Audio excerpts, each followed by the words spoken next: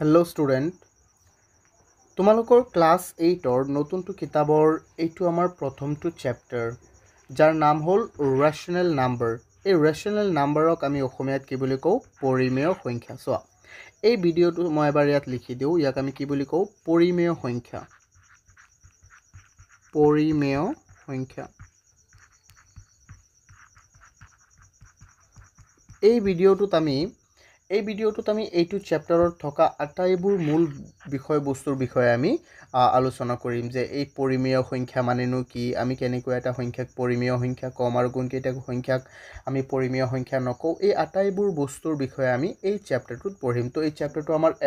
কি হৈ যাব? এইটো এটা আমাৰ ইন্ট্ৰডাকশ্যন ভিডিঅ' হৈ যাব, ঠিক আছে? তো চোৱা, এই চেপ্টাৰৰ এই ভিডিঅ'টো তোমালোকে চালে তোমালোকে বাকি যি দুটা আমাৰ অনুশীলনী আছে এক্সাৰসাইজ 1.1 আৰু 1.22 বুজাত তোমালোকৰ বহুতেই সহজ হৈ যাব, ঠিক আছে? চোৱা, আৰু এইটো তোমালোকৰটো প্ৰিমিয়াম ভিডিঅ' হয়। তো প্ৰিমিয়াম ভিডিঅ'টো মই কিন্তু এই চেপ্টাৰ 1ৰ কমপ্লিট যিমান ভিডিঅ' আছে আমাৰ এপৰ কাৰণে, যিটো আমাৰ কোৰ্চৰ কাৰণে, এই কোৰ্চৰ ভিডিঅ'বোৰ মই ইয়াত দি আছোঁ। তো চোৱা তোমালোক, আৰু বাকিবোৰ তোমালোকে ইয়াত নাপাবা। তো আমি ভিডিঅ'টো আৰম্ভ কৰোঁ। চোৱা যে আমাৰ এই চেপ্টাৰটোৰ নাম কি? ৰেশনেল নাম্বাৰ। আমি ৰেশনেল নাম্বাৰক অসমীয়াত কি বুলি কওঁ? আমি ৰেশনেল নাম্বাৰক অসমীয়াত কওঁ পৰিমেয় সংখ্যা। কি বুলি কওঁ? পৰিমেয় সংখ্যা। পৰিমেয় সংখ্যা।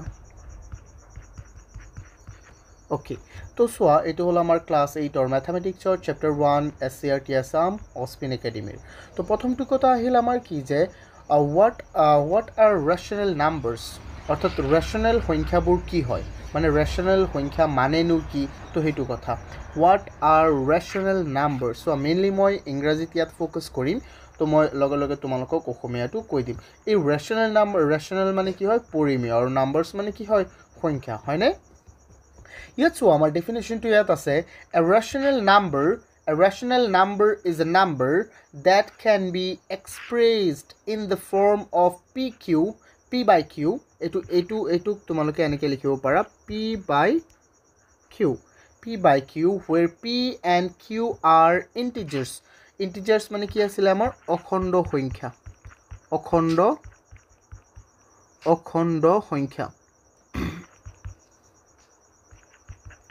সংখ্যা।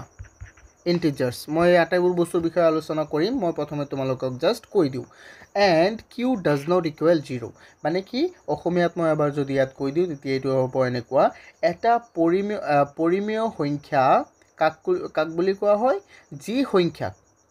যি সংখ্যাক আমি পি বাই কিউ আকাৰত প্ৰকাশ কৰিব পাৰোঁ, যিবোৰ সংখ্যাক আমি পি বাই কিউ আকাৰত প্ৰকাশ কৰিব পাৰোঁ, আৰু এই পি আৰু কিউ কি হ'ব লাগিব? এই পি আৰু কিউ দুয়োটাই কি হ'ব লাগিব? অখণ্ড সংখ্যা। এই দুয়োটাই কি হ'ব লাগিব? অখণ্ড সংখ্যা। তাৰপিছত চোৱা, এইটো অখণ্ডহে হ'ব লাগে, অখণ্ড সংখ্যা। আৰু এই যে তলৰ যে কিউটো আছে, এই কিউটো কেতিয়াও কি নহ'ব? 0 নহ'ব। বাকী যিকোনো হ'ব পাৰে, ধৰা -1 হ'ব পাৰে, বা 2 হ'ব পাৰে, বা 3 হ'ব পাৰে, তেন্তে আমি চাওঁ এবাৰ ইয়াত এই পি কিউ আকাৰত আমি প্ৰকাশ কৰোঁ। তো প্ৰথমে আমি চেষ্টা কৰিম জানিবলৈ যে সংখ্যাবোৰ কি হয়, হয়নে নহয়? যে নেচাৰেল নাম্বাৰ কি আছিলে আমাৰ? মই একেবাৰে বেচিকৰ পৰা মই ষ্টাৰ্ট কৰিম ষ্টুডেণ্ট, হা? চোৱা, তো ষ্টুডেণ্ট, প্ৰথমে আমি সংখ্যাৰ বিষয়ে আমি কেইটামান সৰু সৰু বস্তু আমি প্ৰথমে জানিলোঁ, যিকেইটা তোমালোকে ক্লাছ 6ৰ পৰা ক্লাছ 7লৈকে তোমালোকে পাই আহিছা অলৰেডি। তো আমি প্ৰথমে ইয়াত লিখোঁ নাম্বাৰছ। আচ্ছা, নাম্বাৰছটো সকলোৱে জানাই, হয়নে নহয়? যে নাম্বাৰ কি হয়? নাম্বাৰছ। অ'কে, এই নাম্বাৰছবোৰ কি হয়? মেইনলি আমি নাম্বাৰছবোৰ পঢ়োঁ কেনেকৈ, যেনে ধৰা এইটো হৈ গ'ল কি আমাৰ 1 2 3 4 5 এণ্ড ... অ'কে, এইকেইটা হৈ গ'ল আমাৰ কি? সংখ্যা। এইকেইটা কি হয়? আমাৰ সংখ্যা। আৰু এই সংখ্যাকেইটাক আমি কি বুলি কওঁ জানানে? এই সংখ্যাকেইটাক আমি কওঁ নেচাৰেল নাম্বাৰ। এই সংখ্যাকেইটাক আমি কি বুলি কওঁ? নেচাৰেল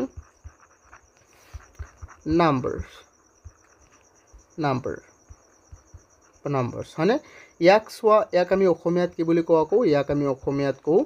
স্বাভাৱিক সংখ্যা।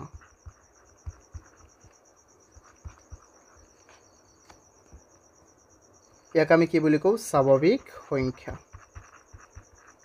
সংখ্যা ওকে চোৱা আকৌ এই ন্যাচাৰেল নাম্বাৰক আমি কিহেৰে ডিনোট কৰোঁ ডিনোট মানে ইয়াৰ প্ৰতীক চিহ্নটি কি হৈ যায় যে আমি ইয়াক n সংখ্যাৰে বুজাওঁ n সংখ্যাৰে বুজাওঁ মানে এই গোটেইকেইটা সংখ্যাক তুমি কি ক'ব পাৰিবা যে এইটো হ'ল n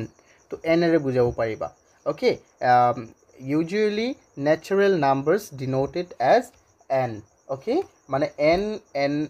আখৰেৰে আমি এই ন্যাচাৰেল নাম্বাৰবোৰক বুজাওঁ আচ্ছা তাৰ লগত যদি তুমি এটা কাম কৰা এতিয়া যদি কি কৰা এই ন্যাচাৰেল নাম্বাৰৰ হৈতে আমি কি কৰোঁ এটা শূন্য লগাই দিওঁ এই ন্যাচাৰেল সংখ্যাৰ লগত আমি যদি কি লগাই দিওঁ এটা শূন্য তেতিয়া কেনেকুৱা হৈ যাব কোৱাচোন তেতিয়া এইটো এনেকুৱা হৈ যাব হয়নে 0 1 2 3 4 5 ডট ডট ডট এনেকৈ ডট ডট দিয়াৰ এইটো মতলবটো হ'ল যে এইটো এনেকৈ গৈ থাকিব তো ইয়াক আমি কি বুলি কওঁ কোৱাচোন ইয়াক আমি কওঁ হোল নাম্বাৰ কি বুলি ক'ম তেন্তে ইয়াক আমি ক'ম হোল নাম্বাৰ ইয়াক আমি ক'ম হোল নাম্বাৰছ ইয়াক আমি কি বুলি ক'ম ষ্টুডেণ্ট হোল নাম্বাৰছক আমি অসমীয়াত কি বুলি কওঁ পূৰ্ণ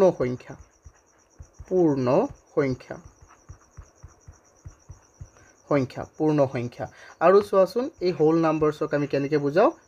w দি বুজাওঁ তেন্তে এইটোক আমি কি লিখিব পাৰিম তাৰ সন্মুখত আমি w লিখিব পাৰিম হয়নে চোৱা তেন্তে আমি যদি এই ডিজিট কেইটাৰ সন্মুখত বা আমি যদি কি এড কৰি দিওঁ শূন্য এটা আমি যদি এড কৰি দিওঁ তেতিয়া এইটো কি হৈ যাব এইটো হৈ যাব হোল নাম্বাৰ হয়নে চোৱা এইকেইটা হ'ল আমাৰ ন্যাচাৰেল নাম্বাৰ আৰু এইকেইটা হৈ গ'ল আমাৰ কি হোল নাম্বাৰ তুমি চাবা যে এই সম্পূৰ্ণ হোল নাম্বাৰৰ ভিতৰত ন্যাচাৰেল নাম্বাৰ কেইটা ইনক্লুড হৈ আছে না নাই কোৱা এইকেইটা আছে না নাই ইনক্লুড হৈ আছে বা তুমি তেনেকৈও ক'ব পাৰিবা যে ন্যাচাৰেল নাম্বাৰৰ লগত যদি আমি কি কৰি দিওঁ শূন্য এটা এড কৰি দিওঁ তেতিয়া এইটো কি হৈ যাব এইটো এটা হৈ যাব হোল নাম্বাৰ এই গোটেইটো কি হৈ যাব হোল নাম্বাৰ ওকে এতিয়া চোৱা এই আটাইবোৰ আমাৰ সংখ্যা যে আমি যে লিখিছোঁ এইটো বা এইটো এই আটাইবোৰ যে আমি যে লিখিছোঁ এইকেইটা কি হয় এইকেইটা হয় আমাৰ পজিটিভ নাম্বাৰ এইকেইটা কি হয় পজিটিভ বা ধনাত্মক সংখ্যা এইকেইটা কি হয় ধনাত্মক সংখ্যা হয়নে এইকেইটা হৈ যায় আমাৰ ধনাত্মক সংখ্যা কিন্তু এই ধনাত্মক সংখ্যাৰ হৈতে যদি আমি কি কৰি দিওঁ ঋণাত্মক সংখ্যা যদি আমি যোগ কৰি দিওঁ তেন্তে আমাৰ কি হৈ যাব কোৱাচোন চোৱা ঋণাত্মক সংখ্যা যদি আমি লগাই দিওঁ তেতিয়া আমাৰ কি হৈ যাব মই তেন্তে আকৌ ইয়াত লিখি দিওঁ চোৱা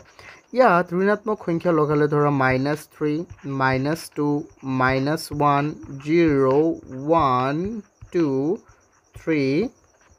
আৰু কি হৈ গ'ল ইফালে ধৰা 5 বা আমি এটা কমেই লিখিলোঁ অসুবিধানো কি আৰু ইফালে দিলোঁ আমি ডট ডট ডট আৰু ইফালে দি দিলোঁ আমি কি ডট ডট ডট হয়নে নহয় কোৱা হয় তেন্তে এই যে চোৱা এই সংখ্যাকেইটা হ'ল আমাৰ ঋণাত্মক এই সংখ্যাকেইটা কি ইয়াৰ পৰা ঋণাত্মক আৰু এইকেইটা কি আমাৰ ধনাত্মক আৰু মাজত কি আছে আমাৰ শূন্য এই গোটেইটো সংখ্যাৰ সমাহাৰক আমি কি বুলি ক'ম কোৱাচোন এই গোটেইটো সংখ্যাৰ সমাহাৰক আমি কি বুলি ক'ম অখণ্ড সংখ্যা এই গোটেইটো সংখ্যাৰ সমাহাৰক আমি কি বুলি ক'ম ইন্টিজাৰ্ছ বা অসমীয়াত আমি ক'ম অখণ্ড সংখ্যা ইন্টিজাৰ্ছ বা ইয়াক আমি কি বুলি ক'ম অখণ্ড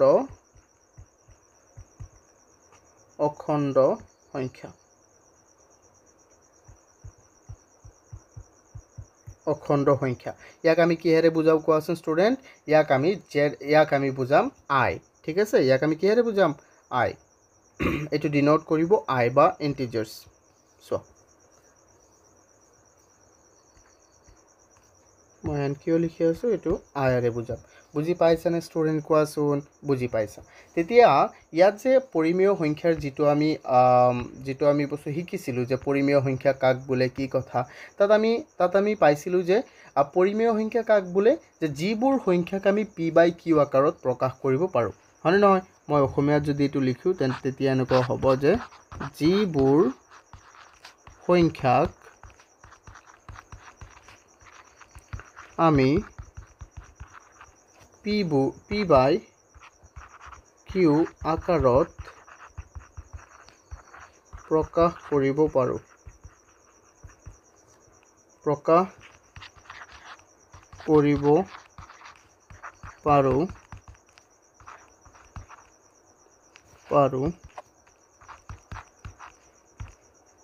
য'ত p আৰু q সংখ্যা দুটা অখণ্ড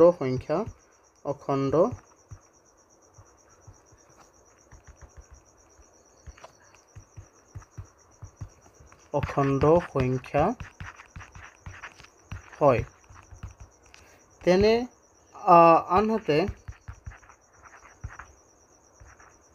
আনহাতে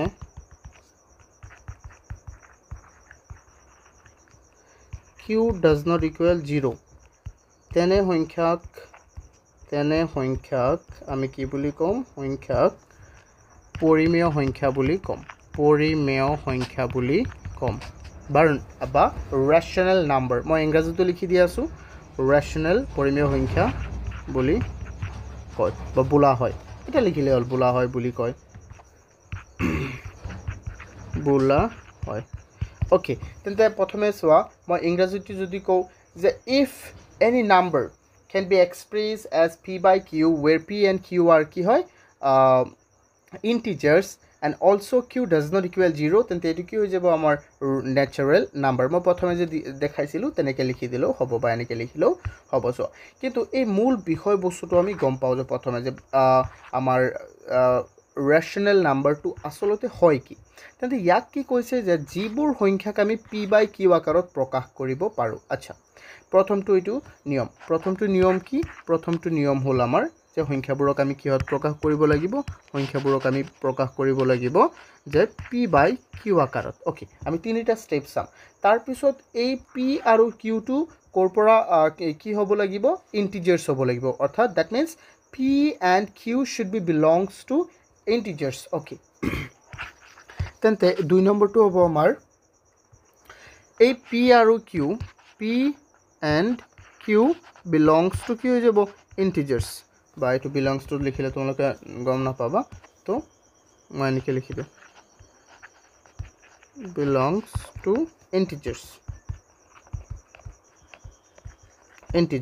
that means প্ৰথম কথাটো হল সো স্টুডেন্ট মই আকৌ কৈ দিম ৰিপিট কৰি দিম প্ৰথমে তুমি চেক কৰিবা যে সংখ্যাটো p by q আকাৰত প্ৰকাশ কৰিব পাৰি নে নাই তাৰ পিছত চেক কৰিবা এই যে p আৰু q এই দুয়োটাই কি পৰিমেয় এই দুয়োটাই কি অখণ্ড সংখ্যা হয় নে আচ্ছা 3 নম্বৰত তুমি কি চেক কৰিবা 3 নম্বৰত তুমি চেক কৰিবা যে এই যে তলত যে q টো আছে q does not equal 0 হ'ব লাগিব মানে q টো 0 হ'ব না লাগে আচ্ছা তেন্তে আমি এবাৰ নাম্বাৰ লাইনটো চালে যদি আমি আমাৰ নাম্বার লাইনটো চাও 0 1 2 3 1 2 3 তেন্তে এটো হৈ যাব 3 -3 -2 -1 1 2 3 4 এনেকুৱা হৈ গল আমি একিটাহে কি হয় এটো এটা হয় আমাৰ ইন্টিজাৰ হয়নে এটো কি হয় আমাৰ ইন্টিজাৰ এই ইন্টিজাৰৰ পৰা যিকোনো দুটা আমি পৰিমেয় যিকোনো দুটা আমি কি লব পাৰিম যিকোনো দুটা সংখ্যা লব পাৰিম ধৰা মই লৈছো -2 আৰু এটো লৈছো মই ইফালে 3 লৈ ললো তেন্তে এটো যদি আমি ইয়াক যদি p ধৰো ইয়াক যদি q ধৰো তেন্তে কেনেকুৱা হ'ব তেন্তে ইয়াক আমি কেনেকৈ প্ৰকাশ কৰিব পাৰিম -2 by 3 হয়নে সোয়া এই -2 টো এটা আমাৰ অখণ্ড সংখ্যা হয় এই 3 টো এটা আমাৰ কি হয় অখণ্ড সংখ্যা হয় তেন্তে ইয়াক যেহেতু আমি কেনেকৈ প্ৰকাশ কৰিছো p by q আকাৰত হয়নে নহয় তেন্তে এই যে 3 টো এই 3 টো কেতিয়াও শূন্য হ'ব নালাগে তেন্তে ইয়াত 3 টো শূন্য হয় নে নহয় 3 টো 3 হয় তো এতিয়া কি হৈ যাব তেন্তে এটো এটা আমাৰ পৰিমেয় সংখ্যা হ'ব তেন্তে আমি আৰু যিকোনো বেলেগ সংখ্যা চাব পাৰিম ধৰি লোৱা তোমালোকে এটা কোৱা যে আচ্ছা স্যাৰ 23 এটা পৰিমেয় সংখ্যা হ'বনে এটো আপুনি চেক কৰক okay now how can we check that this number is a rational number or irrational number irrational মানে যিকিটা irrational number মানে যিকিটা পৰিমেয় নহয় যিকিটা rational নহয় rational মানে পৰিমেয় irrational মানে অপৰিমেয় সিম্পল ওকে তো এইটো সংখ্যাক যদি আমি চেক কৰিব বিচাৰো যে এইটো এটা পৰিমেয় সংখ্যা হয় নে নহয় তেন্তে ইয়াক প্ৰথমে চাম যে ই এটা এই সংখ্যাটোক আমি চাম যে ই এটা p by q আকাৰত প্ৰকাশ যায় নে নাই তাৰ পিছত আমি চাম যে p আৰু q অখণ্ড সংখ্যা হয়নে নহয় তাৰপিছত আমি চাম যে কিউ ডাজ নট ইকুৱেল কি হয় 0 হয়নে নহয় তো তেনেকুৱা যদি হৈ যায় তেতিয়া এইটো কি হ'ব এইটো এটা আমাৰ পৰিমেয় সংখ্যা হ'ব নহ'লে এইটো পৰিমেয় সংখ্যা নহয় ফাৰ্ষ্ট থিং আমি জানো যে সদায় যিকোনো সংখ্যাৰ তলত এটা কি থাকিব আমাৰ 1 থাকিব যিকোনো সংখ্যাৰ তলত এটা কি থাকিব 1 তেন্তে ইয়াক আমি p/q আকাৰত প্ৰকাশ কৰিব পাৰিম ডেফিনেটলি তো তেন্তে ইয়াক আমি কেনেকৈ লিখিব পাৰিম 23/1 লিখিব পাৰিম নে নাই কোৱাচোন পাৰিম আচ্ছা এইটো p/q আকাৰত প্ৰকাশ হৈ গ'ল হ'লে নাই কোৱা p/q আকাৰত প্ৰকাশ হৈ গ'ল এতিয়া এই p/q আকাৰত প্ৰকাশ হোৱাৰ পিছতে আমি চাম যে ইয়াত p মানে হ'ল 23 আৰু 1 মানে হৈ গ'ল আমাৰ কিমান q আচ্ছা এই qৰ জেগাত কি থাকিব নালাগে অকল এই qৰ জেগাত অকল শূন্য নাথাকিলেই হ'ল বাকি সব থাকিব পাৰে যিকোনো সংখ্যা তেন্তে qৰ জেগাত এতিয়া কি আছে 1 আছে হয়নে নহয় তো তেন্তে ইয়াততো qৰ জেগাততো শূন্য নাই তো এইটো আমাৰ কি হৈ যাব এইটো এটা পৰিমেয় সংখ্যা হোৱাৰ যোগ্য অৰ্থাৎ এইটো এটা পৰিমেয় সংখ্যা ডেফিনেশ্যনৰ লগত মিলি আছে so hence this is a rational number বুজি পাইছানে কোৱাচোন ষ্টুডেণ্ট মই বহুত কিছু কৈ দিছোঁ কিন্তু তোমালোকে প্ৰথম কথাটো হ'ল কি বুজিব লাগিব যিকোনো সংখ্যা ধৰা এতিয়া ডাউটছ আছে এটাৰ কোনোবাই কয় যে sir can you check that this 0 can be a rational number or not 0 can be a rational number or not okay so this is so easy okay তো প্ৰথম কথাটো মই কি কৈছিলোঁ যে তোমালোকে চেক কৰিবা তিনিটা ষ্টেপৰ ভিতৰত প্ৰথমটো হ'ল কি 0 টোক আমি এনেকৈ p/q আকাৰত প্ৰকাশ কৰিব পাৰিম নে নাই আচ্ছা চোৱা 0 আমি জানো যিকোনো সংখ্যাৰ তলত কি থাকি যাব 1 থাকি যাব তেন্তে 0ৰ তলতো 1 আছে তো এনেকৈ আমি প্ৰকাশ কৰিব পাৰিছোঁ নে নাই পাৰিছোঁ ইয়াক আমি প্ৰথমে কিহত প্ৰকাশ কৰিছোঁ ইয়াক আমি প্ৰথমে প্ৰকাশ কৰিছোঁ p/q আকাৰত তাৰপিছত আমাৰ কামটো কি হৈ যাব তাৰপিছত আমি চেক কৰিব লাগিব ইয়াত p হ'ল আমাৰ 0 আৰু q হৈ গ'ল আমাৰ কি 1 q হৈ গ'ল কি আমাৰ 1 okay ইয়াত q2 কি হ'ব নোৱাৰে does not equal 0 মানে q2 কেতিয়াও শূন্য হ'ব নোৱাৰে বাকি যিকোনো সংখ্যা হ'ব পাৰে তেন্তে q ৰ জায়গাত কি আছে 1 আছে কিন্তু ইয়াত কি কেতিয়াবা কৈছিল জানো তোমাক যে p does not equal 0 হ'ব নাই কোৱা নাই সো এইটো যেহেতু কোৱা নাই তেন্তে ইয়াত আমি কি দিম ইয়াত আমাৰ শূন্য থাকক বা যি থাকক একো অসুবিধা নাই hence 0 is a rational number 0 is a rational number okay বুজি পাইছানে যিকোনো সংখ্যাক আমি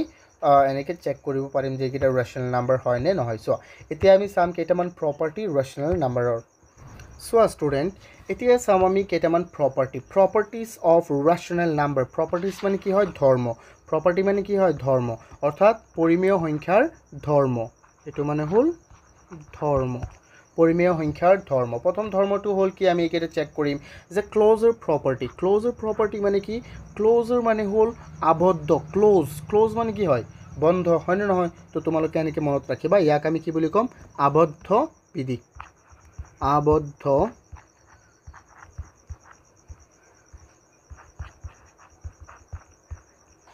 বিধি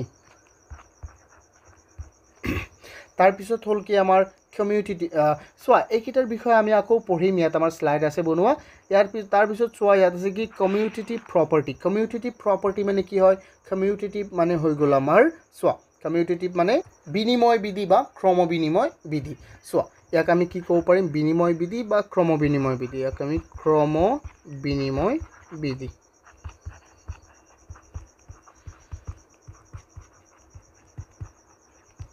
ক্ৰম বিনিময় বিধি তাৰপিছত কি হৈ গ'ল আমাৰ এছ'চিয়েটিভ প্ৰপাৰ্টি সো বিধি মানে কি বিধি মানে ধৰ্ম কোনো এটা বস্তুৰ ধৰ্ম বুজি পাইছে না নাই মানে তাৰ গুণ ওকে তাৰপিছত হ'ল কি এছ'চিয়েটিভ প্ৰপাৰ্টি এছ'চিয়েটিভ মানে কি সহযোগ এছ'চিয়েট কৰা মানে সহযোগ দিয়া তেন্তে এছ'চিয়েটিভ মানে হৈ গ'ল আমাৰ সহযোগ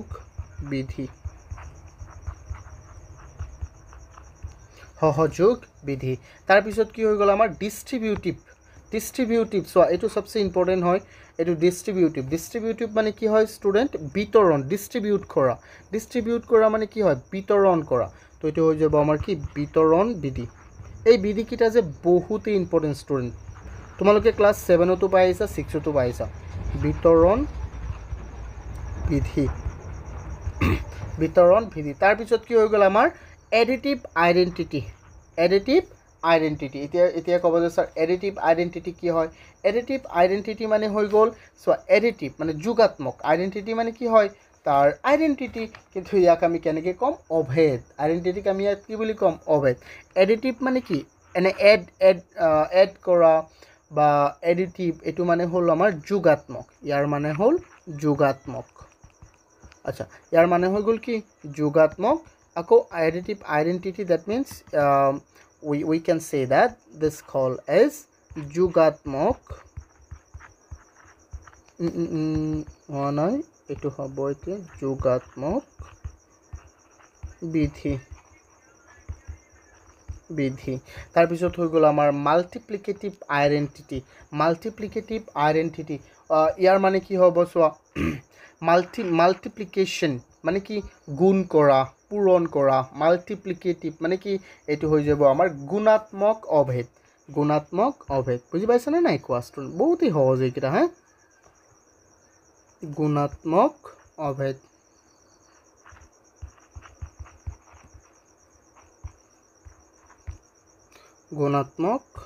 অভেদ এই আটাইবোৰ বিধিৰ বিষয়ে আমি পঢ়িম এই আটাইবোৰ বিধি আমি জানিব লাগিব বুজি পাইছানে তাৰপিছত হৈ গ'ল আমাৰ এডিটিভ এডিটিভ মানে কি আছিলে যোগাত্মক ইনভাৰ্স মানে কি বিপৰীত এডিটিভ ইনভাৰ্স এইটো হৈ যাব আমাৰ ইয়াত আমি এনেকৈ লিখিম যোগাত্মক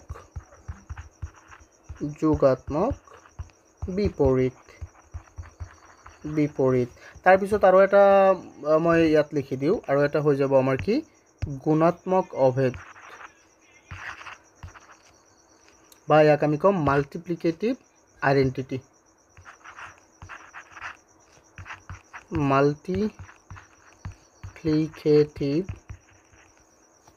ইনভাৰ্স আইডেণ্টিটিটো আমি লিখিলোঁ এইটো হৈ যাব কি ইনভাৰ্স তেন্তে চোৱা ষ্টুডেণ্ট ইয়াক আমি কি বুলি ক'ম গুণাত্মক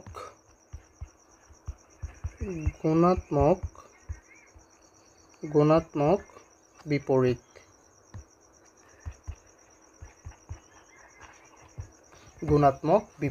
ওকে তো এই আটাইকেইটাৰ অসমীয়া তোমালোকে বুজি পাইছা মই আটাইবোৰ বুজাই দিম তোমালোকে চোৱা এইটো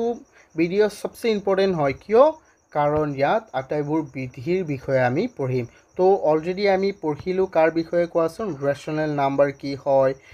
কোনকেইটা সংখ্যাক আমি ৰেচনেল নাম্বাৰ বুলি ক'ব পাৰিম আমি কেনেকৈ চেক কৰিম হয়নে নহয় তো তেনেকুৱা চোৱা তাৰপিছত চোৱা এতিয়া আমি চাম প্ৰথমটো আমাৰ বিধিৰ বিষয়ে আমি ভালকৈ চাম চোৱা এইটো হ'ল কি আমাৰ ক্লোজাৰ প্ৰপাৰ্টি ক্লোজাৰ মানে কি আছিলে আমাৰ আবদ্ধতা বিধি বা আবদ্ধতা বিধি ওকে তো আবদ্ধতা বিধি মানে কি হয় যে rational numbers are closed under addition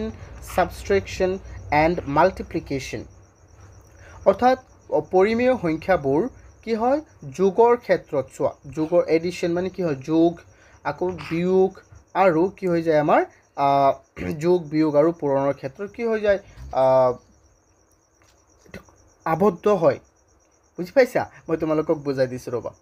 অৰ্থাৎ এইটো মানে কি হয় জানা যেনে যিকোনো দুটা আমি পৰিমেয় সংখ্যা ল'ম চাবা যিকোনো দুটা পৰিমেয় সংখ্যা তুমি ক'ব পাৰা যে স্যাৰ আপুনি এটা লওক 2 আৰু এটা লওক 3 ওকে তেন্তে এইকেইটা চাওঁ আমি যে এই দুটা পৰিমেয় সংখ্যা যোগ কৰিলে আন এটা পৰিমেয় সংখ্যা আমি পাওঁনে নাই আচ্ছা এই দুটা যোগ কৰিছোঁ কি পাই গ'লো কোৱাচোন এই দুটা যোগ কৰাৰ লগে লগে আমি পাই গ'লো 5 অৰ্থাৎ এই যে যিকোনো দুটা পৰিমেয় সংখ্যা যোগ কৰাৰ লগে লগে 2 এটা পৰিমেয় সংখ্যা হয়নে নহয় হয় 3 এটা পৰিমেয় সংখ্যা হয়নে নহয় হয় এই যে নতুন যেটো আমি সংখ্যা পাইছো এটো এটা পৰিমেয় সংখ্যা হয়নে নহয় হয় তো হৈ গ'ল এটো তেন্তে যোগৰ ক্ষেত্ৰত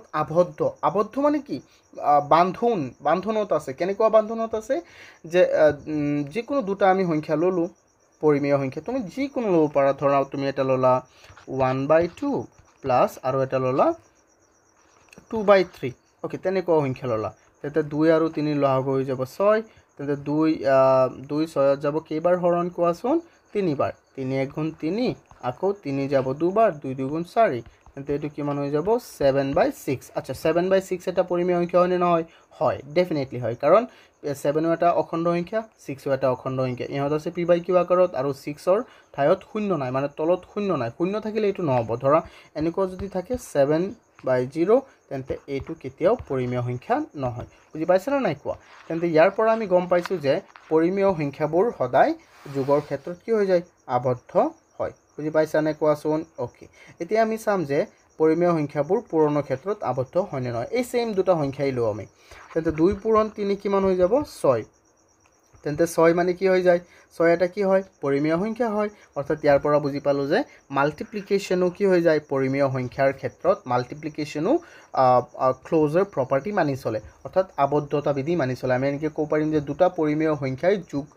দুটা পৰিমেয় সংখ্যাৰ পূৰণফল সদায় আন এটা পৰিমেয় সংখ্যা সেই কাৰণে আমি ইয়াত ক'ব পাৰো যে পৰিমেয় সংখ্যাই পূৰণৰ ক্ষেত্ৰত আবদ্ধতা বিধি কি কৰে মানি চলে ওকে তাৰ পিছত আমি চাম বিয়োগৰ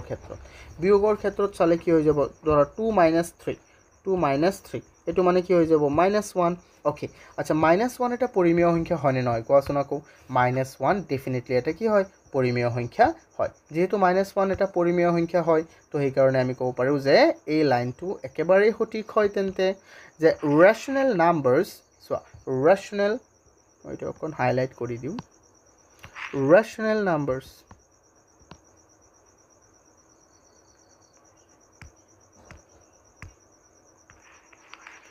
the rational number closed under subtraction multiplication and addition did you understand or not student কোৱা বুজি পাইছা না নাই তোমালোকে ওকে তো তাৰ পিছত চাও ইয়াত আমাক কি কৈছে this means that the sum difference or product of any two rational numbers is always a rational number অর্থাৎ ইয়াত কৈছে অর্থাৎ এটা যিকোনো দুটা পৰিমেয় সংখ্যাৰ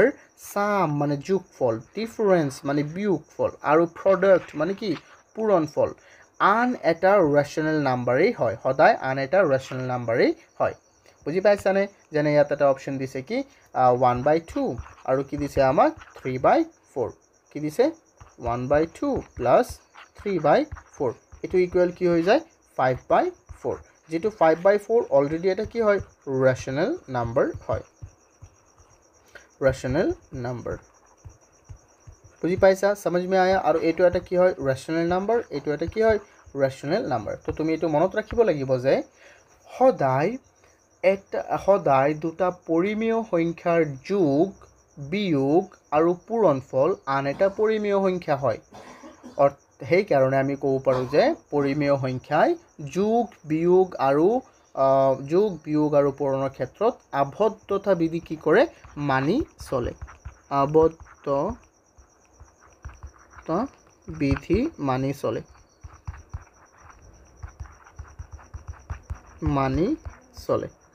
কিন্তু হৰণৰ ক্ষেত্ৰত এতিয়া আমি হৰণৰটো চাও হৰণৰটো চালে আমাৰ কি হৈ যাব কোৱাচোন হৰণৰটো আমাৰ সদায় মানি চলিব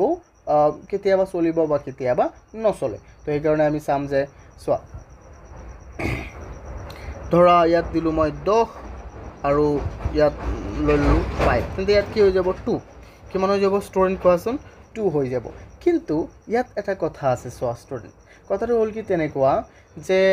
ধৰা যিকোনো সংখ্যা লব লাগে যিকোনো সংখ্যা ন এটো তো আমাৰ হৈ গল কিন্তু যদি মই 10ক শূন্যৰে হৰণ দি দিও তুমি কবা যে স্যাৰ শূন্য শূন্য কাটি দিওক নাই তেনেকুৱাটো নহব বাট লেটস সে আমি ললো 5ক তুমি শূন্যৰে হৰণ দি দিয়া কিমান হ'ব কোৱাচোন একোই নহয় এটো অৰ্থবিহীন মানে সব ইয়াক তুমি কেনেকৈ লিখিব পাৰিবা কোৱাচোন আচ্ছা ইয়াক তুমি লিখিব পাৰিবা 5/0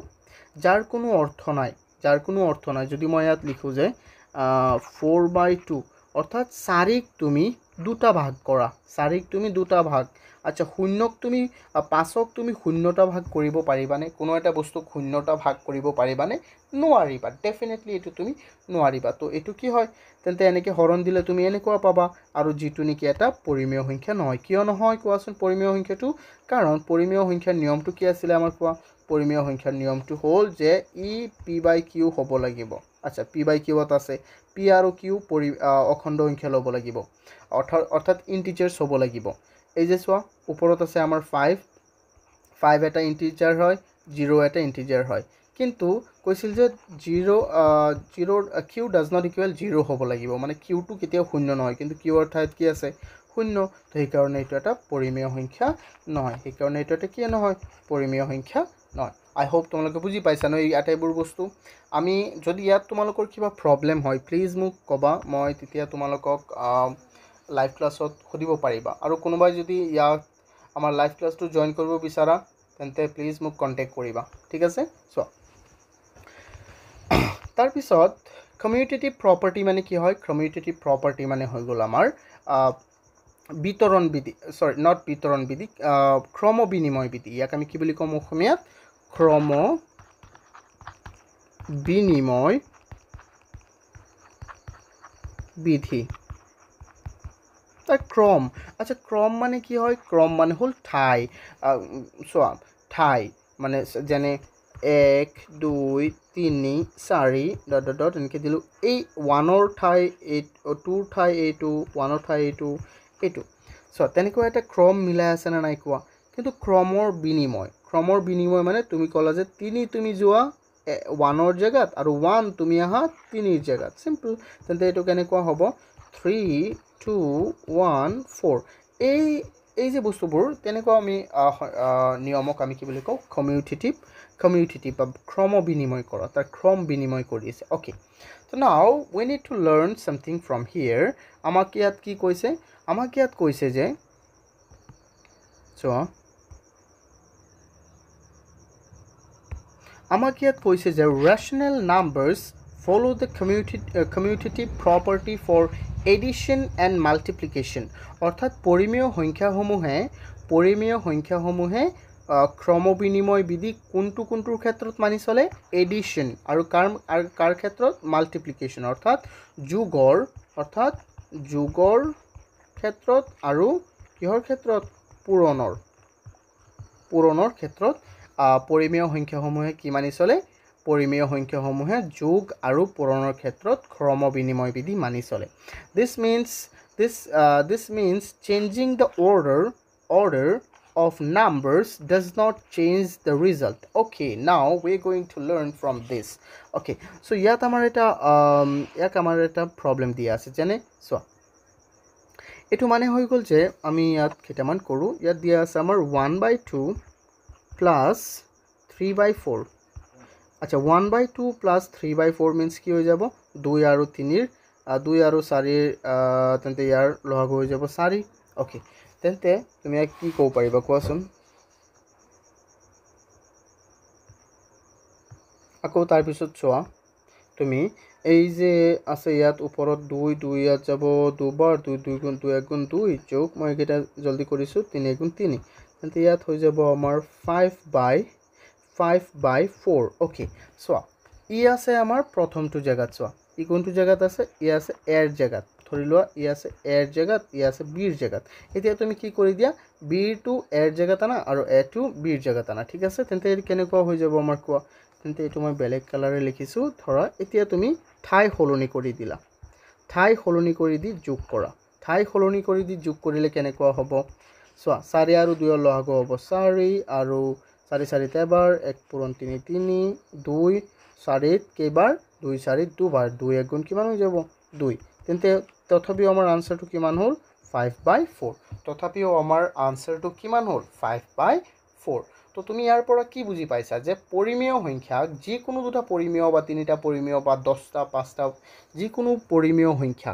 যদি ইহঁতক আমি যোগ কৰো তেতিয়া আকৌ যিটো আনসাৰ ওলাব ইহঁতক তাৰ অৰ্ডাৰ মানে কি তাৰ ক্ৰম সলনি কৰিলেও তাৰ ক্ৰম সলনি কৰি যোগ কৰিলেও সেম নাম্বাৰই আমি পাম যেনে চোৱা ধৰা 2/3 মই কিমাননো আৰু উদাহৰণ দিম ন সো মই একেবাৰে সৰু লম ধৰা মই ইয়াত দিলো যে 6 + 7 কিমান হৈ যাব 13 ওকে তেন্তে 7 + 6 কিমান হ'ব এটো 13 হ'ব তেন্তে ইয়াৰ পৰা কি বুজি পাইছা ক্ৰম আমি সলনি কৰিছিলো নাই ই 7 আছিল 6ৰ জায়গাত চোৱা 7 টো গ'ল 6ৰ জেগাত আকৌ 6 টো আহি গ'ল কোনটো জেগাত 7ৰ জেগাত কিন্তু আনসাৰটো আমাৰ কি আছে আনসাৰটো ইয়াতো 13 ইয়াতো 30 বুজি পাইছানে now let's focus on the multiplication let's focus on the multiplication okay আমাক ইয়াত কি কৈছে যে মাল্টিপ্লিকেশন আৰু এডিশনৰ ক্ষেত্ৰতহে পৰিমেয় সংখ্যাসমূহে বিতৰণ বিধি মানি চলে আৰু বিয়োগ আৰু হৰণৰ ক্ষেত্ৰত মানি নচলে তো আমি এইকেইটা বস্তু বহুত সুন্দৰকৈ আমি চাব লাগিব নহলে কিন্তু আমাৰ লেখা লাগিব বুজি পাইছা তো চোৱা আমি এবাৰ মাল্টিপ্লিকেশনৰ ক্ষেত্ৰত চাও নাও একেবাৰে সৰু সৰু মই লও কাৰণ ইয়াত নহলে বেছি লম্বা হৈ যাব আৰু লম্বা হওক চোৱা তোমালোকে ক্লাসটো চাবা একেবাৰে বোৰিং ফিল নকৰিবা 6 আৰু 7 ললো তেন্তে এইকেইটা কি হ'ব 6 7 গুণ 42 হৈ গ'ল আকৌ 7 পূৰণ 6 কৰিলো এটো কি হৈ যাব এটো কি 45 হ'ব জানো নহয় এটো কি হ'ব 42 তেন্তে ইয়াতো মানি চলিছে হয়নে নহয় সো মানি চলিছে সিম্পল ইয়াত সো এটা উদাহৰণ দিছে 2/3 and 4/5 আমি এটো কৰি চাও লাগিলে 2/3 into 4/5 তেন্তে এটো কিমান হৈ যাব 3 5 গুণ 15 আৰু ইয়াত হৈ গ'ল 2 4 গুণ 8 তেন্তে সো এই দুটা সংখ্যা পূৰণ কৰাত আমাৰ 8/15 ওলাল ওকে তেন্তে ইহঁতৰ ক্ৰম হলনি কৰি দিও এতিয়া 4/5 into 2/3 4/5 into 2/3 এতিয়া কিমান হ'ব 3 5 গুণ 15 আৰু ওপৰত আছে আমাৰ কি 4 into 2 কিমান হৈ যাব 8 তেন্তে কিমান হল ইয়াত চোৱা একেই ওলাল নে নাই কোৱাচোন ষ্টুডেন্ট একেই ওলাই গ'ল ইয়াত যিমান ওলাল ইয়াত তিমান ওলাল কিন্তু আমি ক্ৰমটো চেঞ্জ কৰি দিছো হনে নহয় কোৱা এটো ইয়াত গৈছে এই প্ৰথমটো ইয়াত আহি গ'ল তো ক্ৰমটো চেঞ্জ হৈ গ'ল কিন্তু আনসাৰ সেম আছে okay I think you understand all the stuff okay তাৰ পিছত সো আমি চাও associative property okay now we will focus on associative property what does it mean associative property মানে কি হয় associative property কে আমি অসমীয়াত কি বুলি কও ষ্টুডেন্ট কোৱাচোন সহযোগ বিধি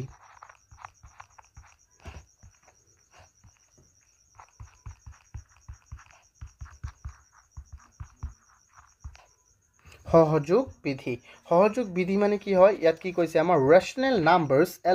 follow the associative property under addition and multiplication addition আৰু multiplicationৰ ক্ষেত্ৰত পৰিমেয় সংখ্যাসমূহে কি কৰে পৰিমেয় সংখ্যাসমূহে কি বিধি মানি চলে সহযোগ বিধি মানি চলে ইয়াৰ এটা ন সৰু সূত্ৰ আছে তেতিয়া আমাৰ বেছি ভাল হ'ব সূত্ৰটো মই ইয়াত লিখি দিও তোমালোকক সূত্ৰটো এনেকুৱা a plus b plus c এটা অকল যোগৰ ক্ষেত্ৰত মই লিখিছো যেতিয়া পূৰণ কবা পূৰণ চিহ্ন দিবা যেতিয়া হৰণ কবা হৰণ দিবা তাৰ পিছত হৈ গ'ল a plus b এই দুটাক যোগ কৰি দিয়া এতিয়া b plus c সো এটো হল আমাৰ সূত্ৰটো এটা অকল যোগৰ ক্ষেত্ৰত যদি পূৰণ হয় তেতে ইয়াত পূৰণ দিবা এনেকুৱা হ'ব আৰু তাৰ পিছত চোৱাচোন ষ্টুডেন্ট এটো কি অৰ্থাৎ ধৰা প্ৰথম তিনিটা সংখ্যা তুমি যোগ কৰিছা প্ৰথম তিনিটা সংখ্যা তুমি যোগ কৰিছা ইয়াত সূত্ৰটো মই তোমালোকৰ ইয়াৰ পৰা মই লৈ যাও কত লৈ যাম বলা ইয়াৰ পৰা মই লৈ যাও সূত্ৰটোক মই লৈ যাও ইফালে কৰবাত ওপৰত একেবাৰে ওপৰত লৈ গলো মই সো ইয়াত মই কেইটামান উদাহৰণ লও ন ধৰা মই উদাহৰণটো লৈছো একেবাৰে সৰু সৰু উদাহৰণ লম আমি উদাহৰণ ললো 6 plus 7 plus 8 তেন্তে এইটো আমি যোগ কৰিছো এইকিটাৰ প্ৰথম দুটা আমি যোগ কৰিম কিমান হৈ যাব প্ৰথম দুটা যোগ কৰিলে হৈ যাব 7 এটো ইফালে 13 হৈ যাব 13 যোগ 8 কিমান হৈ যাব আমাৰ কোৱাচোন ইফালে হৈ যাব 21 ওকে তাৰ পিছত 6 plus 7 plus 8 তেন্তে ইফালে কিমান হৈ যাব 6 plus 7 plus 8 কিমান হৈ যাব 15 তেন্তে এই দুটা যোগ কৰি কিমান হৈ যাব 21 অৰ্থাৎ তুমি সহযোগ কৰি যদিও যোগ কৰিছা তেতিয়াও তোমাৰ আনসাৰটো মুঠতে গৈখিনি কিমান ওলাইছে একেই ওলাইছে তো এটো কোট মিলিব কোৱাচোন সহযোগ বিধি পৰিমেয় সংখ্যাই সহযোগ বিধি যোগ আৰু পূৰণৰ ক্ষেত্ৰতহে মানি চলিব পূৰণৰ ক্ষেত্ৰতহে মানি চলিব মানি চলে বুজি পাইছা না নাই চোৱা ইয়াত মাল্টিপ্লিকেশন দিছে তোমালোকে মাল্টিপ্লিকেশনটো চাই লব পাৰিবা অসুবিধা নাই তোমালোকে মাল্টিপ্লিকেশনটো চালেও সেম আনসাৰই আমাৰ ওলাব তো এই সূত্ৰটো তোমালোকে মনত ৰাখিবা এই সূত্ৰটো হৈ গল আমাৰ এনেকুৱা a plus b চোৱা যদি পূৰণৰ ক্ষেত্ৰত কোৱা তেন্তে সূত্ৰটো এনেকুৱা হ'ব A into B into C equal A into B into C এইটো সূত্ৰটো আমাৰ যদি পূৰ্ণ ক্ষেত্ৰত কোৱা কিন্তু ই কেতিয়াও কোনটো মানি নচলে হৰণ আৰু বিয়োগৰ ক্ষেত্ৰত মানি নচলে হৰণ আৰু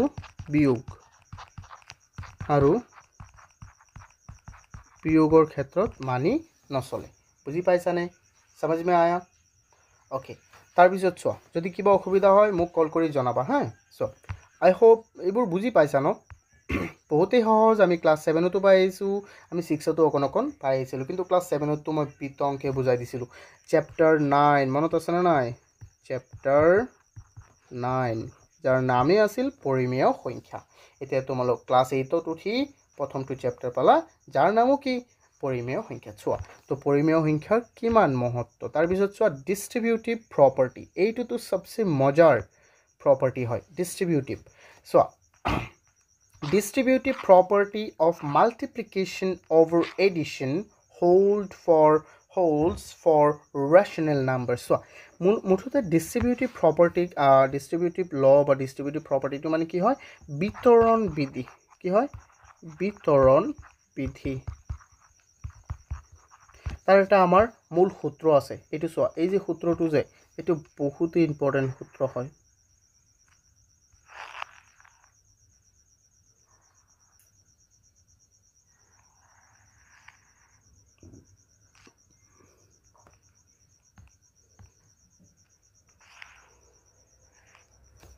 এটো হোৱা নাই কিবা হৈ গল ন চোৱা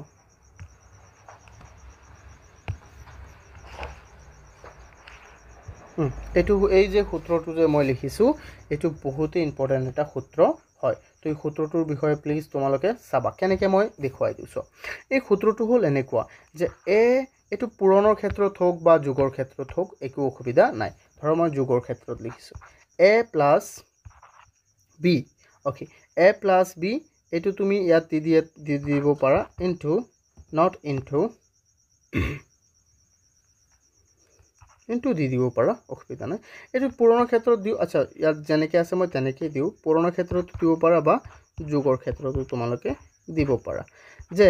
ধৰা যদি প্ৰথমে আছে তিনিটা a b c আছে তেন্তে প্ৰথমটোৰ লগত এই তাৰ পিছৰ দ্বিতীয় আৰু তৃতীয়টোক একেলগে যোগ কৰি যদি পূৰণ কৰা তেতিয়া সদায় কাৰ সমান হ'ব তেতিয়া সদায় এটো এই যে a টো যে আছে এই যে a টো যে আছে এই a এবাৰ b লগত পূৰণ হ'ব তাৰ পিছত যোগ হ'ব পূৰণফলটো কাৰ লগত a আৰু c ৰ পূৰণফলৰ লগত কেনেকুৱা চ a এবাৰ পূৰণ হ'ব b ৰ লগত তাৰ পিছত যোগ হ'ব b a এবাৰ পূৰণ হ'ব c ৰ লগত সিম্পল a এবাৰ পূৰণ হ'ব b ৰ লগত a এবাৰ পূৰণ হ'ব c ৰ লগত বুজি পাইছানে কোৱাচোন আচ্ছা এতিয়া আমি চাম উদাহৰণ কেনেকৈ চাম আমি বহুতেই সহজ চোৱাচোন মই তোমালোকক এটা সিম্পল ইকুৱেশ্যন লৈখিনি মই কেইটামান উদাহৰণ লৈ বুজাই দিছো ধৰা 2 পূৰণ তাৰ পিছত দিছে 5 পূৰণ 10 এনেকৈ দিছে তোমাক তেন্তে এটো তুমি কেনেকৈ সলভ কৰিবা তুমি সলভ কৰিবলৈ বহুত ধৰণে তুমি এটো সলভ কৰিব পাৰিবা যদি তুমি এটো বিতৰণ বিধি প্ৰয়োগ কৰি সলভ কৰা তেন্তে কেনেকুৱা হ'ব জানা চোৱা এটো বিতৰণ বিধি প্ৰয়োগ কৰি সলভ কৰিলে এটো আছে কোনটো ফৰ্মত এটো আছে a b plus c ফৰ্মত তেন্তে তুমি পিছৰ লাইনটো কেনেকৈ কোনটো ফৰ্মত লিখিব লাগিব পিছৰ লাইনটোক লিখিব লাগিব a into b plus a into c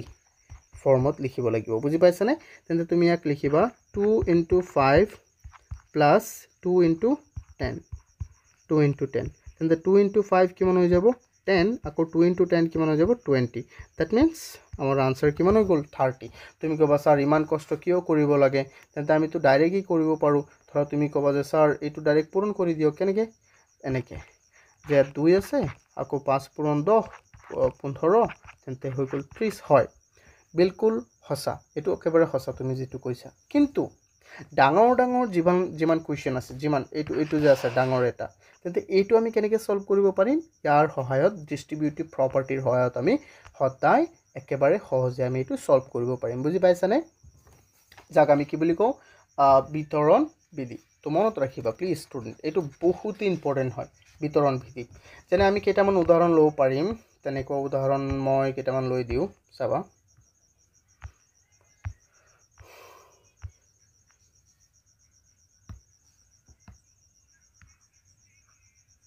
okay মই কেইটামান উদাহৰণ লওঁ ধৰি লোৱা মই কিতাপৰ পৰাই লৈ লওঁ লাগিলে ইয়াত আছে আমাৰ কি 3/4 তেন্তে 3/4 আৰু এটা দিছে ধৰা 2/3 আকৌ এইটো কি দিলো 2/3 নহয় এইটো 2/5 আৰু এটা দিয়া হ'ল ধৰি লোৱা 5/6 তেন্তে এই উদাহৰণ কিটা আমি এবাৰ অকমান ভালদৰে চাই লওঁ চোৱা এই উদাহৰণ কিটা যদি তুমি যোগৰ ক্ষেত্ৰত কৰিব বিচাৰ বা পূৰণৰ ক্ষেত্ৰত অসুবিধা নাই মই ধৰা ইয়াত পূৰণৰ ক্ষেত্ৰতে কৰিলো তেন্তে আমাৰ সূত্ৰটো কি আছিল কোৱাচোন সূত্ৰটো আছিল আমাৰ এইটো যে a into b plus c equal কি হ'ব a into b plus a into c okay তেন্তে এই সূত্ৰটো হয় না নহয় তো ইয়াক আমি প্ৰথমে লিখো তো 3/4 into minus 2/5 3/4 into minus 2/5 plus 5/6 তো এটো নিয়মটো কি আছিল নিয়মটো হৈ যাব তোমাৰ a এটো কি হয় a এটো মই বেলেগ কালাৰ দি বুজাই দিও লাগিলে এটো হ'ব a এটো হ'ব b এটো হ'ব c তেন্তে এই a এবাৰ b লগত পূৰণ হ'ব আকৌ যোগ চিন আছে যোগ হ'ব যদি পূৰণ থাকে পূৰণ হ'ব যদি ইয়াত চোৱা পূৰণটো নহয় কাৰণ হয়তো ইয়াত যোগ হ'ব পাৰে বা বিয়োগ হ'ব পাৰে যিকোনো দুটা থাকিব আচ্ছা তাৰ পিছত আকৌ এই a এবাৰ কাৰ লগত পূৰণ হ'ব এই a এবাৰ c লগত পূৰণ হ'ব তেন্তে আমি কিটা কৰো চাও এবাৰ চোৱা তেন্তে এই যে ইয়াত আছে আমাৰ 3/4 into তেন্তে -2/5 হৈ যাব এই -2 আকৌ তাৰ পিছত কি হ'ব প্লাস এই যে 3/4 এবাৰ কাৰ লগত পূৰণ হৈ যাব 5/6 ৰ লগত পূৰণ হৈ যাব বুজি পাইছা না নাই মই আকৌ ইয়াত দেখুৱাই দিও কোনটো কি হয় এটো হয় a এটো হয় b এটো হয় a এটো হয় c বুজি পাইছা নে চোৱা ও মই ইয়াত দিয়াই নাই ইয়াত কি দিব লাগিব পূৰণ ইয়াত দিব লাগিব পূৰণ ওকে তাৰ পিছত চোৱা ইয়াত আমি কেনেকৈ কৰিব পাৰিম তুমি এই -2ক এই 4ত দি দিয়া হৰণ -2 বাৰ যাব তেন্তে আৰু ইয়াত থাকিব নে একো আৰু ইয়াত কাটিব নোৱাৰিম আমি তো কাটিব নোৱাৰিম বাদ দিয়া ইয়াত হৈ যাব 3 পূৰণ 1 ইয়াত কি থাকিব 1 3 পূৰণ 1 1 আৰু -2 into 5 -10 কিমান হৈ যাব কোৱাচোন -10 ওকে তাৰ পিছত প্লাস ইয়াত কি হৈ যাব 6 3 ইয়াত যাব দুবাৰ তেন্তে এটো হৈ যাব 1 1 into 5 1 আকৌ 2 into 4 হৈ যাব 8 okay now what we can do here আমি ইয়াত কি কৰিব পাৰিম কোৱাচোন চোৱা এতিয়া চোৱা তুমি 10 আৰু 8 ৰ কি লৈ লবা লহাগু লৈ লবা তেতিয়াও হৈ যাব হনে নহয় কোৱা চোৱা তুমি এটো এক কাম কৰা এই -2 ওপৰতে দি দিয়া এই তলত থাকিলে আকৌ উলটাব লাগিব তো আমি ওপৰতে দি দিও একই কথা হনে নহয় চোৱা তো ইয়াৰ 10 আৰু 8 ৰ লহাগু আমাৰ কিমান হৈ যাব কোৱাচোন 10 আৰু 8 তো 40 হ'ব ন চোৱা 10 আৰু 8 ৰ যদি তুমি চোৱা তেন্তে 2 5 ইয়াত যাব 4 2 5 গুণ 10 10 পূৰণ 4 কিমান হৈ যাব আমাৰ 40 তো এনেকৈ কৰিব পাৰিবা 40 ইয়াত 40 দিয়া তাৰ পিছত চোৱা এই যাব 4 বাৰ 4 3 গুণ এই যাব 4 বাৰ 4 পূৰণ 3 12 4 3 পূৰণ 12 যোগ এই যাব 5 বাৰ 5 বাৰ গুণ 25 তো আমাৰ আনসারটো ডেফিনেটলি হৈ যাব কিমান 13/40 সো দিস ইজ আवर আনসার এটা কি হয় আমাৰ আনসাৰ আই হোপ তুমি এটো বুজি পাইছা মুঠতে হনে নহয় কোৱা স্টুডেন্ট তো মই কেইটামান উদাহৰণ লৈহে তোমালোকক বুজাই দিছো তো তোমালোকে এই কিটা উদাহৰণ নিজেই কৰিব পাৰিবা মই ইয়াত যি কিটা আছে পিপিটিত তো এই কিটা তোমালোকে নিজেই কৰিব পাৰিবা তো চোৱা ইয়াত মই যিমান কিটা ল তোমালোকক শিকাইছো সবচে ইম্পৰ্টেন্ট হয় বিতৰণ বিধি তো মই তোমালোকক কেইটামান মই তোমালোকক কেইটামান হোমৱৰ্ক দি দিও হোমৱৰ্ক মই দি দিও তোমালোকক হোমৱৰ্ক এটো হৈ গল কি ধৰা 1/2 into 6 plus 3 এটো কৰিবা এটো এটা a নাম্বাৰ b হৈ গল আমাৰ 2 into 6 minus 6 না কোন বেছি দিও 7 minus 11 তো এটো কৰিবা এনেকুৱা 11 নহয় এটো দিও মই 5 একেটা কৰিবা প্লিজ তেকেটা কি হয় আমাৰ হোমৱৰ্ক হয় তেকেটা কৰিবা তাৰ পিছত আমি চাও এতিয়া হৈ গল কি এডিটিভ আইডেন্টিটি মানে কি হয় স্টুডেন্ট এডিটিভ আইডেন্টিটি মানে কি কৈছিলো মই অভেদ যোগাত্মক কি অভেদ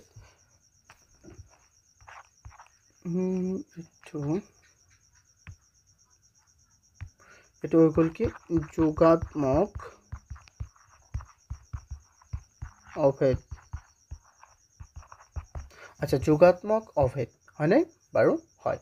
যোগাত্মক অভেদ মানে কি যে 0 is the additive identity for rational numbers অর্থাৎ শূন্য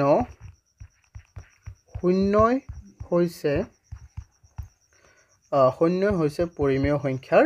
যোগাত্মক অভেদ পৰিমেয় সংখ্যাৰ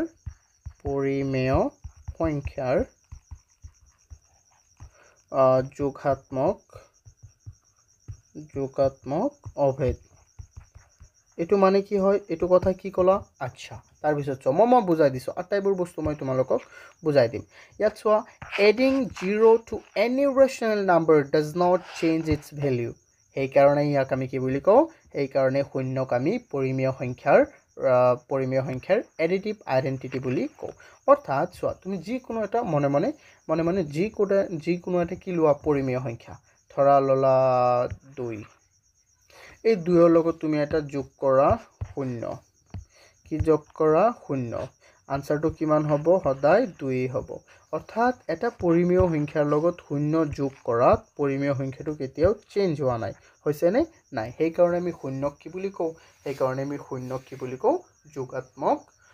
অভেদ বুলি কও বুজি পাইছানে যেনে ইয়াত এটা আমাৰ উদাহৰণ দিছে 5/7 বা 5/7 ইয়াৰ লগত তুমি যোগ কৰি দিয়া plus 0 তো এটো কিমান হৈ যাব এইটো 5/7 ই হৈ যাব অৰ্থাৎ ইয়াতো কোনো চেঞ্জ হোৱা নাই সো সেই কাৰণে তোমাক যদি প্ৰশ্নটা আহে যে why we say that 0 is the additive identity for rational numbers so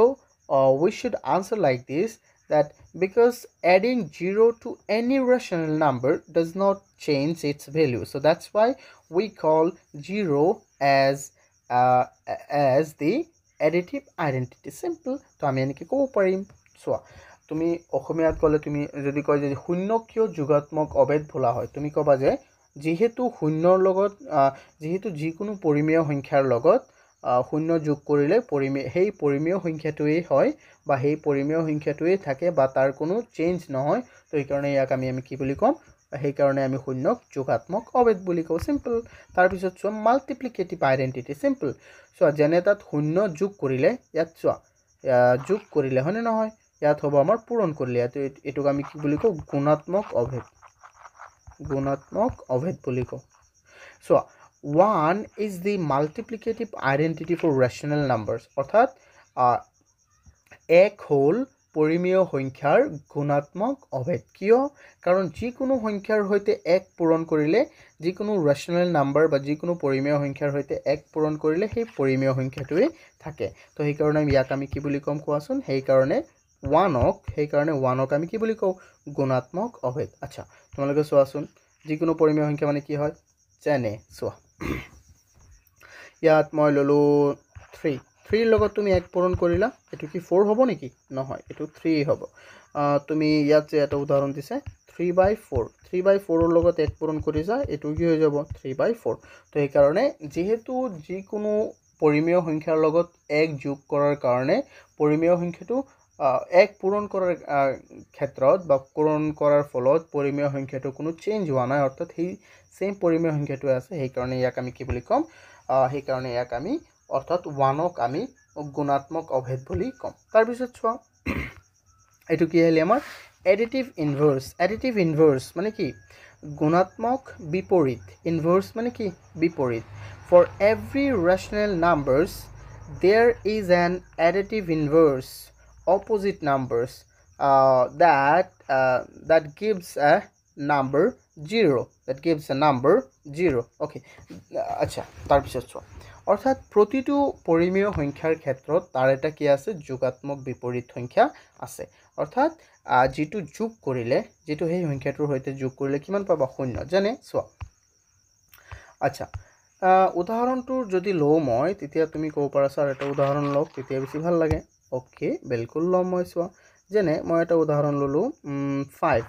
5 ৰ লগত তুমি কি যোগ কৰিলে এটো শূন্য পাই যাবা 5 এটা পৰিমেয় সংখ্যা হয় তাৰ লগত যদি আমি -5 এটা যোগ কৰি দিও তেতিয়া কি পাই যাব কোৱাচোন শূন্য হয়নে নহয় আচ্ছা এটো ধ্যান দিয়া অকল তাৰ পিছত চোৱা তুমি যদি কোৱা যে স্যাৰ আপুনি -1 ৰ লগত -1/2 ৰ লগত কি যোগ কৰিলে আপুনি কি পাব কি যোগ কৰিলে আপুনি শূন্য পাব তেন্তে -1/2 ৰ লগত +1/2 যোগ কৰিলে আমি কি পাম 0 পাম অৰ্থাৎ চোৱা তেন্তে এইটো কি হ'ব অৰ্থাৎ 5 ৰ যোগাত্মক বিপৰীত হ'ব -5 আৰু -1 ৰ যোগাত্মক বিপৰীত কি হ'ব -1/2 ৰ যোগাত্মক বিপৰীত হৈ যাব 1/2 ঠিক একেদৰে আমি ক'ব পাৰিম যে -5 ৰ যোগাত্মক বিপৰীত হ'ব +5 আকৌ +1/2 ৰ যোগাত্মক বিপৰীত হ'ব -1/2 যোগাত্মক বিপৰীত কাক কবা যি নেকি চোৱা যদি কোনো এটা সংখ্যাৰ লগত এনেকুৱা এটা সংখ্যা যোগ কৰা হয় যেতিয়া সেই সংখ্যাটো কি হৈ যাব 0 হয় তেতিয়া সেই সংখ্যাটোকে আমি কি বুলি কম যোগাত্মক বিপৰীত সংখ্যা জানে চোৱা তোমাক যদি কয় মই সিম্পলি বুজাই দিও ধৰা কৈছে যে 7 ৰ যোগাত্মক বিপৰীত উলাওক তুমি ডাইৰেক্ট কবা যে -7 কিয়নো কাৰণ 7 ৰ লগত -7 যোগ কৰিলে তুমি কি পাবা সদায় 0 হয়নে নহয় যদি তোমাক কয় যে -3/4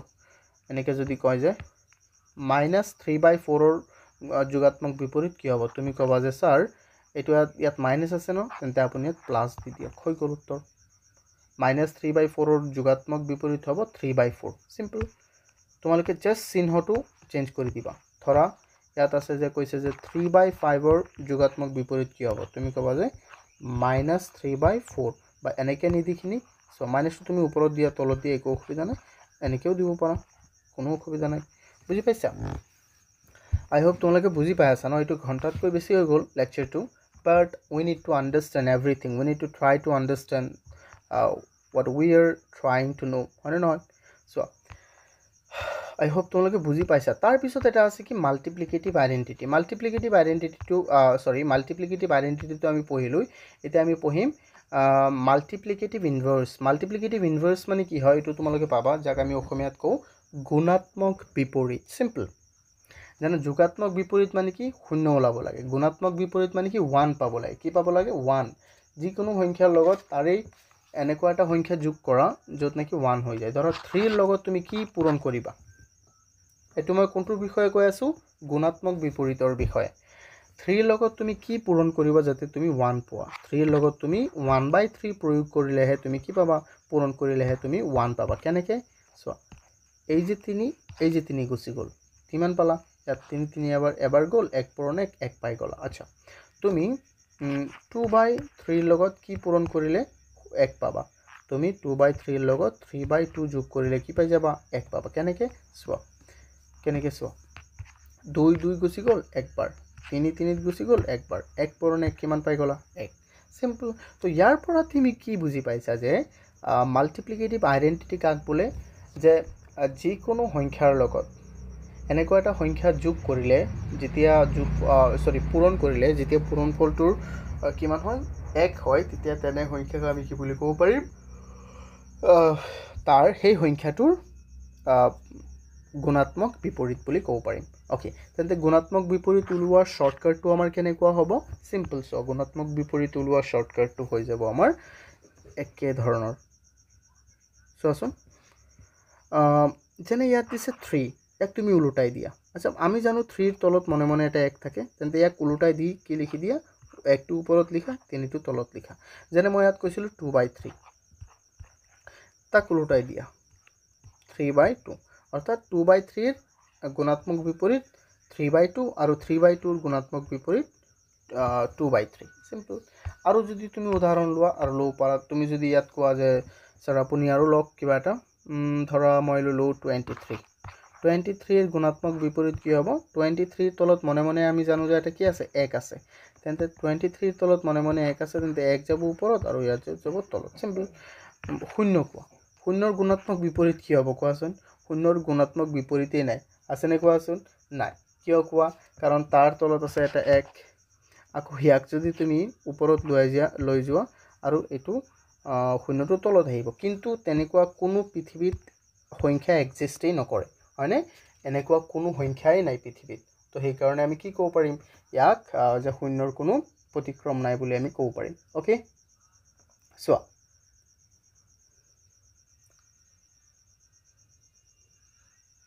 শূন্যৰ প্ৰতিক্ৰমটো তুমি শূন্যও ক'ব পাৰিবা তেনেকুৱা কোনো অসুবিধা নাই কিন্তু মূল কথাটো হ'ল তুমি এইটো ক'বা আচ্ছা ইয়াক তোমালোকে আৰু এটা নামেৰে তুমি ক'ব পাৰিবা ৰেচিপ্ৰকেল ক্লাছ 7ত তোমালোকে পাই আহিছা ৰেচিপ্ৰকেল বা যাক আমি কি বুলি কওঁ প্ৰতিক্ৰম অসমীয়াত প্ৰতিক্ৰম Okay, I hope তোমালোকে এইকেইটা বুজি পাইছা তাৰপিছত সো সামাৰি আমি কি কি পঢ়িছো in this chapter we covered a definition of rational number আমি শিকিছো যে rational number কি হয়